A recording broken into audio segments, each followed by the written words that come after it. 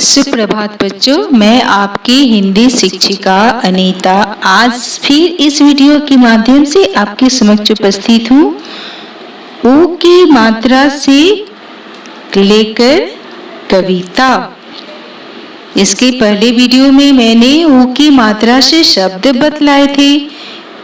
आज मैं ऊ की मात्रा से कविता बतलाने वाली हूँ। जानते हो कविता का शीर्षक क्या है? कविता का शीर्षक है भूखा भालू। भ दीर्घौकार, ख आकार, भूखा। भालू, भ आकार, ल दीर्घौकार। शीर्षक क्या हुआ? भूखा भालू। अब देखते हैं कविता। कविता कैसे है? सूरज निकल आया था। सूरज निकल आया था। बूढ़ा भालू जाग गया था। भालू भूखा था। वह इधर उधर भागा। सूरज निकलने पर कौन जाग गया? बूढ़ा भालू। और जागने के बाद उसे भूख लगी और भूख लगने पर वह इधर उधर भागने लगा। दूर एक खरबूजा पड़ा था। भूखा भालू खरबूजा उठा लाया। इधर उधर जब बूढ़ा भालू भागा तो उसे दूर में एक खरबूजा दिखाई दिया।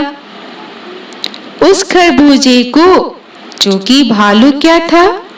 भूखा था, इसलिए वह खरबूजे को उठा लाया। किस लिए? खाने के लिए, खाकर अपनी भूख मिटाने के लिए। वह खरबूजा खाकर खुश था। खरबूजा बहुत मीठा था। खरबूजा का स्वाद कैसा होता है? मीठा। क्योंकि भूखा भालू था और जब उसे खरबूजा मिला उसने उसे खा लिया और खाकर बहुत खुश हुआ क्योंकि उसकी भूख मिट गई और उसका स्वाद बहुत मीठा था। खरबूजा खाकर भालू की भूख मिट गई थी। अब वह नाच रहा था और नाचकर सबका मनोरंजन कर रहा था। भालू बहुत अच्छा नाचता है। अब वह भूखा नहीं था। खरबूजा खाकर उसकी भूख मिट गई थी, इसलिए वह नाच रहा था। अब देखेंगे भूखा भालू से संबंधित कठिन शब्दार्थ।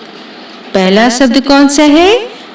बूढ़ा, जिसका अर्थ होता है अधिक आयु वाला।